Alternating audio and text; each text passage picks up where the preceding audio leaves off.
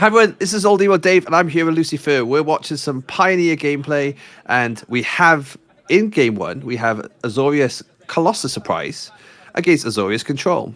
Lucy, what do you think of these matchups? I think it's pretty good for blue-white control, but Colossus Surprise can sort of sneak a win under the radar if they're able to be proactive enough.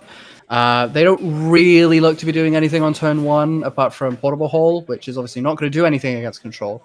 But if they can sneak a bunch of 2s in before they can get countered and maybe discount their Colossus to a point where they can cast multiple in a single turn, they might be able to sort of sweep underneath the rug and go under blue-white control before they can do anything about it.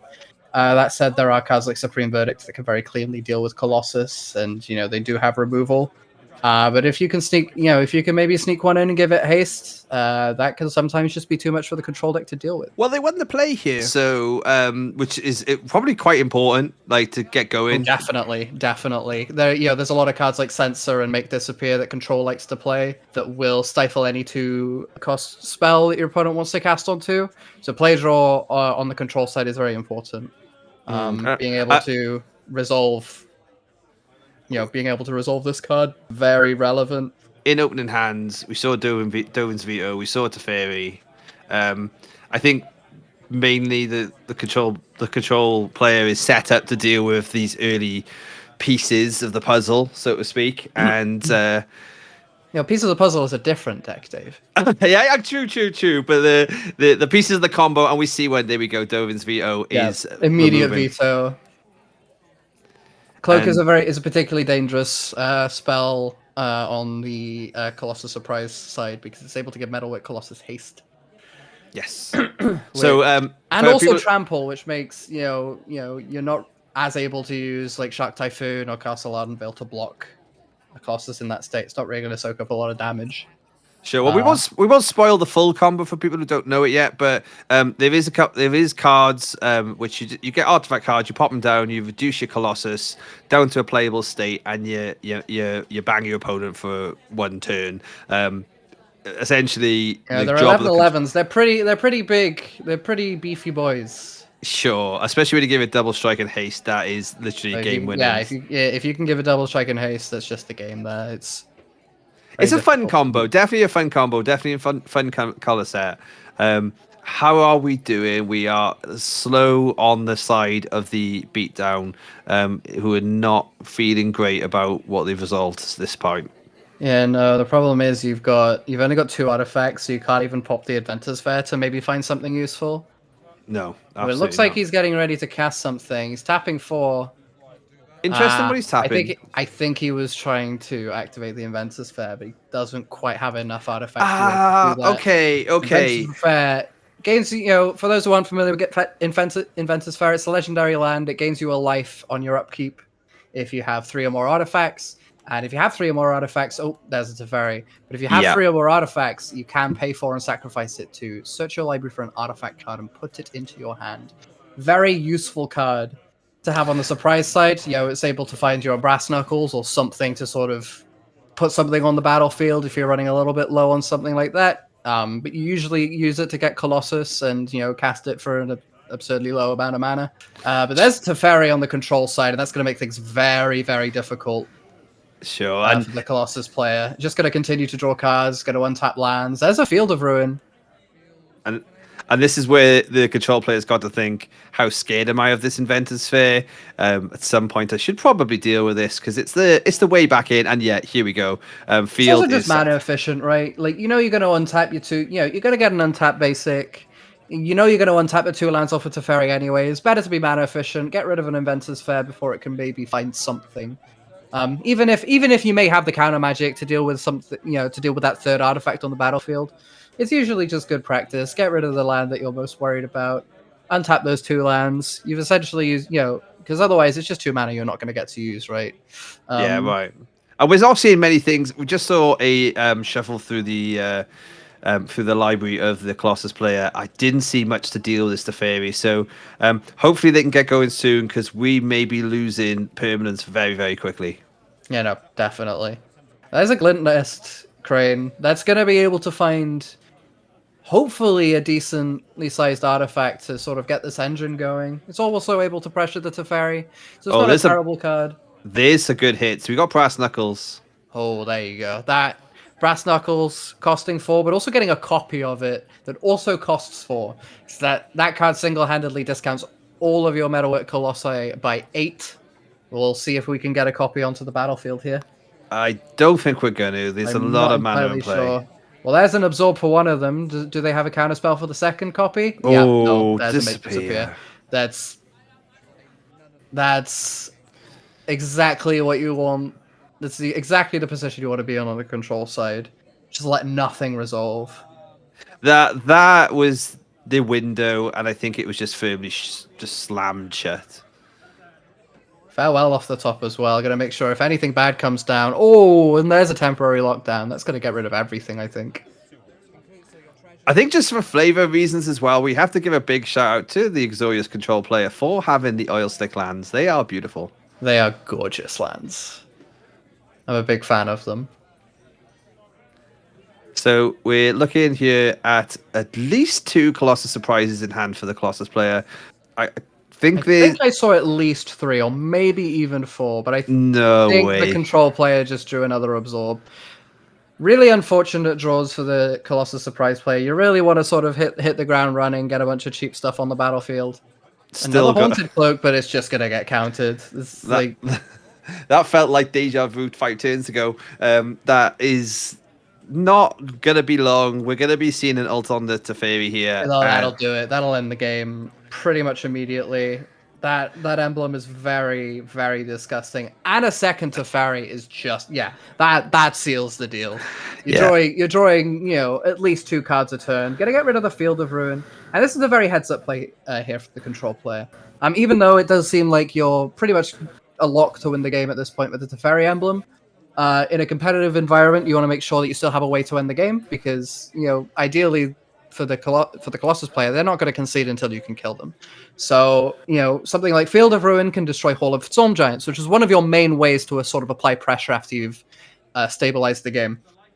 So being able to get rid of that Field of Ruin before it can destroy the Hall allows you basically next turn, you just activate your Hall, start swinging, and, the opponent will be dead in, 2 or 3 turns. Look at this. There was actually 4 in hand. That is unfortunate. That is not where you want to be. That sucks. We're going to head to game 2 here. Any thoughts on sideboarding just whilst the players are, taking a look? Like, how are you getting back into this game if you're the Colossus surprise player? You probably want some ways to interact with counter magic because, control is seeking to slow you down before your Colossuses can sort of surprise them and take over the game. So I think a very important piece of the puzzle, if you have ways of interacting with the blue counter magic, say Mystical Dispute, you probably want to play those Mystical Disputes. I saw the Colossus player put down Narsets. I honestly don't like Narset as much. 2 vetoes are going to be really useful, most definitely. There's a Settler Wreckage there. that's a cute little card. Not seeing play here, but that was a cute little. That is spicy. I do like that. If you're on the Colossus player side, you're definitely taking out your portable holes. They have no text. I think on the control side, you probably just want to get in. Oh, I saw a Mystical Dispute there. You probably just want to get in Mystical Dispute.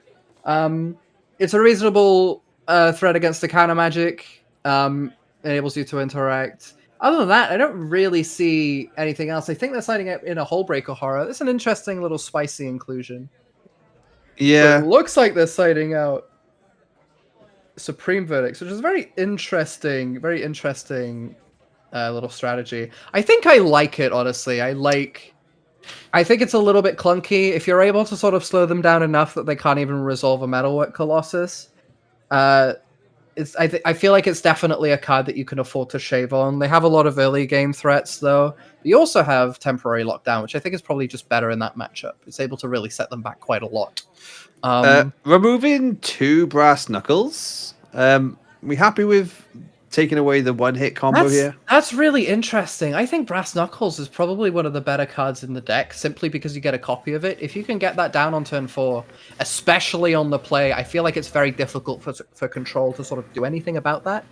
Like, sure, you may get one of them countered, but you're still gonna have a brass knuckles, right?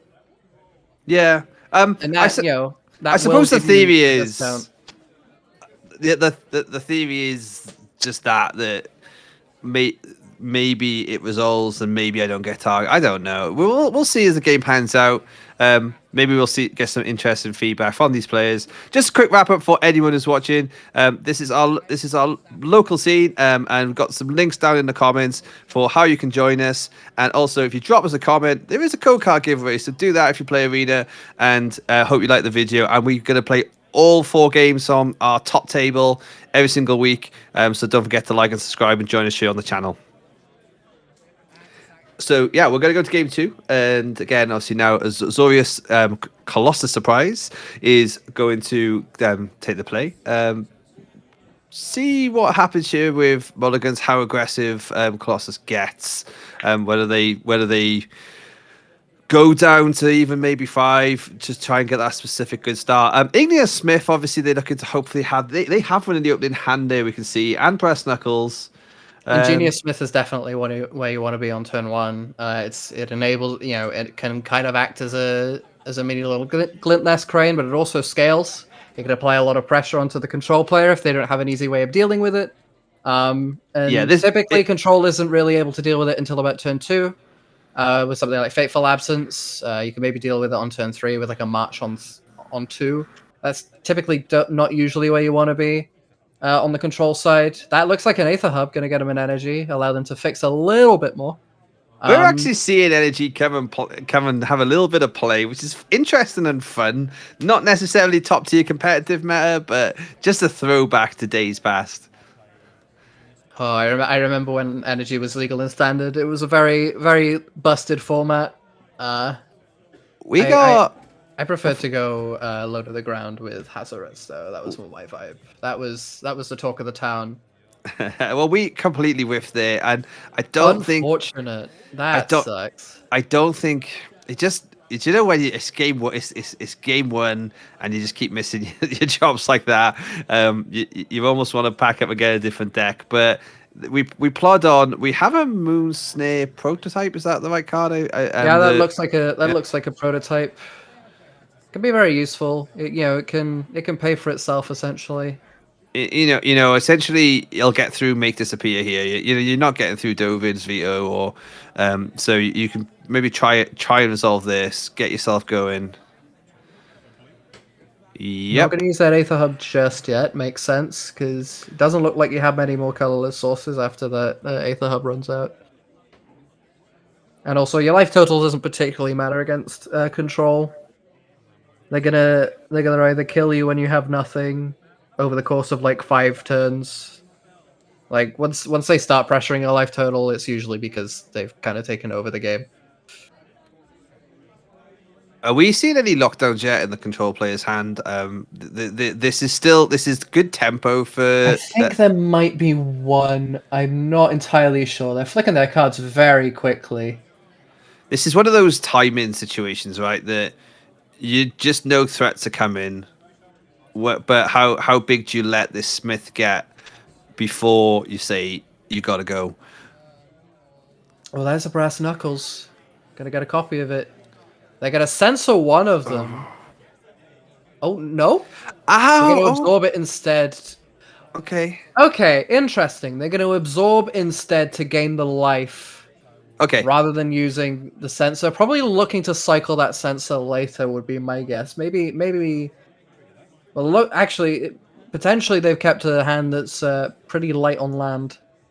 Sure, and just for those watching, we are in regular F&M level rules. So although everyone takes this with the highest integrity, Oh. we will take sort of takesy backsies like that, no problem. But there's a temporary lockdown.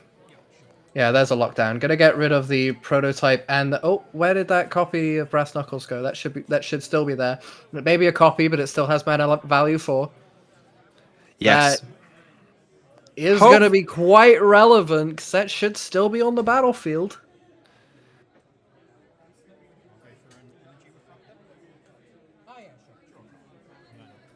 Because it's copy, not token copy, right? If I It's brew it's a, cells. you make a token. Well, you copy the spell, but the copy enters as a token. But that's not. But that's fine because it's still a 4-drop. It still has mana value for the token itself, We which means got it. it's not going to get hit by Sure. temporary I lockdown. can understand the play because a lot of tokens usually are mana value 0. Because they're created from something, right? You know, your wedding announcement tokens, they're zeros. But yeah, hopefully that's not going to impact the game too much here. I think it might be because I do see a Metalwork Colossus in hand. That should be costing 5. Um, Right. so I think it's actually quite relevant because I see a second. I do see a second Inventor's Fair in hand. There's going to be a Memory Deluge from the control side. Gonna dig a little bit deeper, try to find some more answers, And we maybe have some more the lands. the store championship memory deluge, so that's a very interesting print that we have of that card. Very beautiful and sought after print of that card also. So we love to see Goes well with the the top oil master. basics. Yeah, this is The deck's a bit. The deck's been completed a little bit. absolutely this deck is heading for new Phyrexia with glory, and we've untapped and withdrawn. We are just saying go, keeping up 5 mana. Keeping it up. Just gonna play it patiently. You don't want to let the wrong thing to resolve, and suddenly there's a Colossus on the battlefield that you have to deal with. It's Yeah, another 2-drop. I forget the name of this card. Gilded something. Either way, it makes a treasure and gives a creature flying if you equip 2. But notably, is going to discount that Metalwork Colossus by 2. Sure, and so But that's the plan here. They're just looking to resolve. So they're you, just looking to put a bunch of artifacts on the battlefield to make the Metalwork Colossus ideally free, and then just start swinging with 11/11s. so it's the Gilded Pinions where enters the battlefield, creates a treasure token. Equipped creature gets flying, so Uh-huh. relevant for mana costs, for ability, would get you over a sea of humans or elves. So yeah, love to see it. It's going to be a Wandering Emperor. I wonder if that's going to get. I wonder if that's going to prompt the Colossus player to use that veto that's been sitting in their hand. I think so And it too. is going to get vetoed. Yeah, pretty solid. Correct play, I think, as well. Yeah, no, I think that card does represent a clock. They were maybe thinking about keeping it to the counter spell of their Colossus, but then, veto into veto, 2 wrongs don't make a right, and they both can't be countered. So the original can't be countered was what matters. That's going to be a Teferi. And it looks like the Colossus Surprise player is going to use that 2 mana and maybe try to dispute that Teferi, because if that's able to do anything, it's going to be very bad. Oh, yep, there you go. There's a dispute. Oh, but the control player hits back with a dispute of their own. Back. So we disputed the dispute, and that Now really. there's a Teferi on the battlefield, and that is very, very dangerous for the Colossus Surprise player. But it does represent a unique opportunity now. They've only got 2 mana untapped.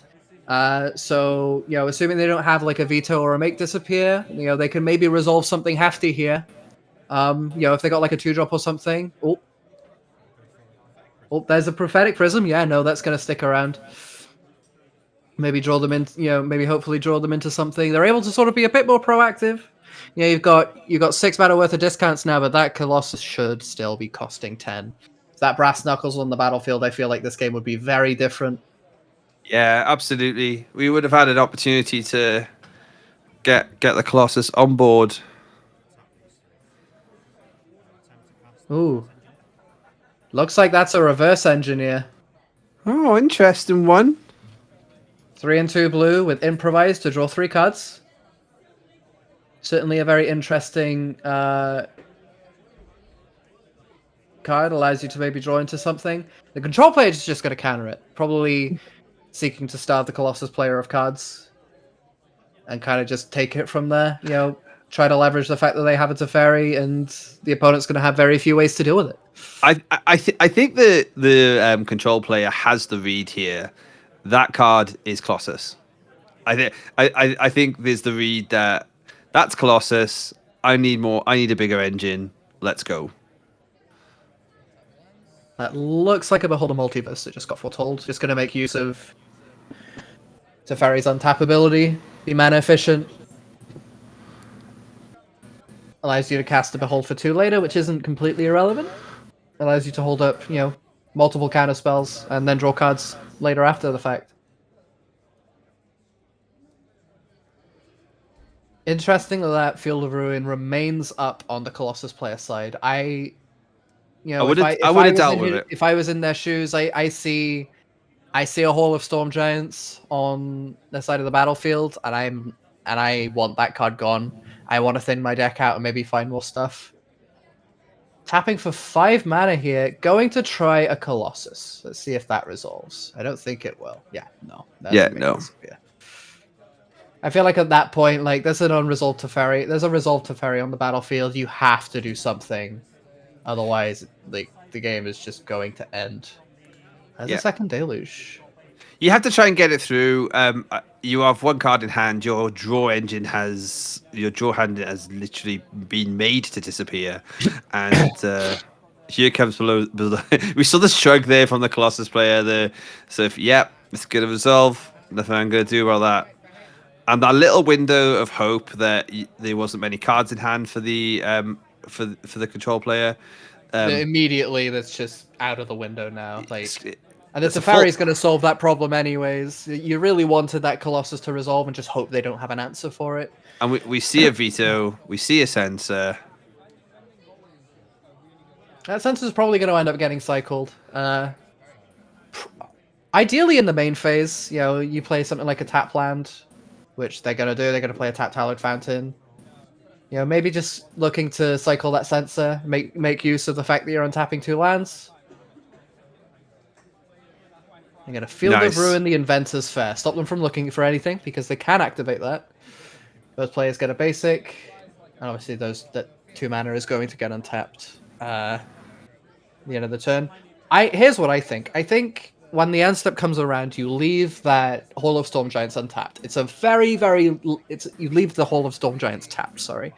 It's a very minor, marginal thing, but if they are forced, if they feel like they want to use the Field of Ruin to keep that hole at bay, they have to get rid of a tap land, and because you get untapped lands off of the field, you're basically giving them an extra mana, which they can use. They're not forced to essentially use that mana within the phase, so it's a very useful. It probably, and they have so much mana, it's probably not going to be relevant. That looks like another Inventor's Fair. Yeah, that's another Inventor's Fair. Find something. What could they get right now, though? That's a big question. Brass Knuckles, I think. I think Brass Knuckles. You're probably just looking for... Brass Knuckles just gives you such a massive discount. It's a lot more difficult for the control player to interact with it. And it would also allow you to sacrifice some of the cheaper artifacts to get back a Colossus and just start casting them for free, and then from there, you're able to just apply a lot of pressure. Okay, so if you get anything, it's definitely going to be Brass Knuckles. I think that's probably what you just want. I think that's just what you want to get. If it gets countered, then that's probably fine. But even just having one of them resolve is going to be not entirely relevant. And then you see he gets the Brass Knuckles.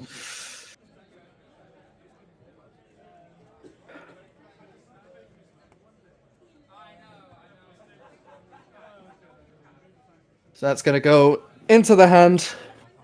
We're already on the clock, though. You can see the Teferi's going to ult. That's a 6/6 Shark Typhoon. That is going to apply a lot of pressure. I do wonder if the Colossus Surprise player is going to have an answer to that. Maybe they still have some portable holes left in the deck that they can use to dispatch of the Shark, and maybe buy them a couple of extra turns. But that Teferi looks like it's going to ult next turn, though, so I think it's honestly probably as good as over for the control player. We saw the holes sided out, I think. This is probably untapped draw. If I don't have Colossus, I'm scooping. But you're still not confident it's going to resolve, I think, at this point. Yeah, no, I think even with Colossus, it's just as good as over, because if they have just a single cycler, for example, then Well, there's a brass knuckles. We'll see what happens here. I highly doubt any of them are going to resolve because they have a bunch of mana and a. Yeah, oh well, there you go. Yeah, no, two counter spells. Deal with both of them. This game's done. Okay, Game is yeah. over. This is done. The shark is up. The Teferi alt is going to resolve. And we're looking like we'll probably see control again in match number 2, as they are now going to likely go 1-0. And there we go. There's the scoop. Yeah, So there's a scoop. You just can't beat the Teferi ultimate. You just have, if the control player is able to get the Colossus player, behind, if they can make the Colossus player stumble in any way, then you've got cards like Wandering Emperor and Shark Typhoon to just punish them and continually apply pressure. And then from there, it's just very difficult to do anything. nice, great. Well, everyone, thanks for watching. We'll be moving on to game 2. You will see that, and it's either be linked to the top right or the top left. I haven't decided yet. So come and watch us. Come and watch us for game 2. We will be on to the 1-0 bracket of this Pioneer FNM. See you soon.